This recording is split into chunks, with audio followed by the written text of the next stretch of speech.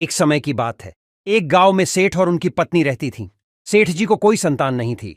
सेठ जी बहुत ही उदास रहते थे। एक दिन एक महात्मा जी आए और पूछे, सेठ जी क्यों आप उदास हैं? सेठ जी ने बहुत ही दुखी मन से उत्तर दिया कि महात्मा जी हमारे पास कोई संतान नहीं है। तब महात्मा जी ने बताया कि आप सूर्य भगवान की पूजा करो तो आपको संतान की प्राप्ति होगी। सेठ जी ने सूर्य भगवान की कठिन तपस्या की, तब जाकर उन्हें एक पुत्र की प्राप्ति हुई। अब सेठ जी और उनकी पत्नी बहुत ही खुश रहने लगे। सेठ जी ने अपने बच्चे को बहुत ही अच्छा संस्कार दिए। बच्चा जब भी किसी व्यक्ति को देखता तुरंत ही उनका पैर छूकर प्रणाम कर लेता था। एक दिन वही महात्मा जी सेठ जी के घर से जा रहे थे। तब बच्चे ने तुरंत महात्मा जी के पैर छूकर प्रणाम कर लिया। महात्मा जी ने आयुष्मान भव का आशीर्वाद दिए। सेठ जी ने महात्मा जी से कहा कि महात्मा जी इस बच्चे का हाथ देख लीजिए। महात्मा जी ने बच्चे का हाथ देखते ही अपना सर पकड़ ली। सेठ जी ने पूछा, क्या हुआ महात्मा जी? महात्मा जी ने उत्तर दिया कि इस बच्चे की उम्र मात्र 6 वर्ष ही है और हमने आयुष्मान भव का आशीर्वाद दिया है। तब सेठ जी ने बहुत दुखी मन से पूछा, अब क्या होगा महात्मा जी? महात्मा जी ने कहा कि इस बच्चे को अब आप मुझे दे दीजिए। महात्मा जी बच्चे को लेकर जा रहे थे कि रास्ते में नारद भगवान मिले। बच्चा तुरंत ही दौड़कर नारद भगवान के पैर को छूकर प्रणाम कर लिया। नारद भगवान ने बच्चे को आयुष्मान भव का आशीर्वाद दिए।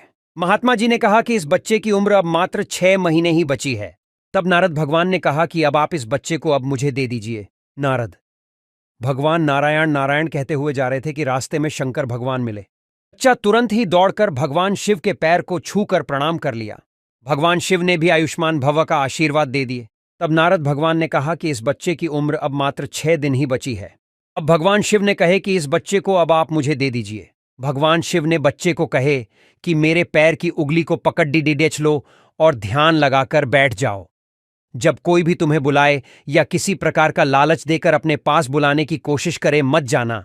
अब बच्चे का अंतिम दिन आ गया। यमराज आकर बोले, बच्चा आओ मेरे साथ चलो। बच्चे ने यमराज की एक भी बात नहीं सुनी और भगवान शिव के पैर की उंगली को जोर से पकड़ डिडाडियाच कर बैठा रहा। तब भगवान शिव ने बच्चे को लेकर भगवान ब्रह्मा के पास गए और सारी बात बताए। भगवान ब्रह्मा जी जब कुंडली देखे तो उसमें मात्र 6 वर्ष ही उम्र लिखी थी।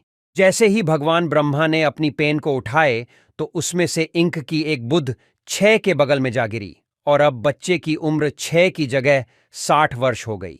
इस कहानी से हमें यह शिक्षा मिलती है कि हमें अपने से बड़ों का सम्मान और उनसे आशीर्वाद लेना चाहिए।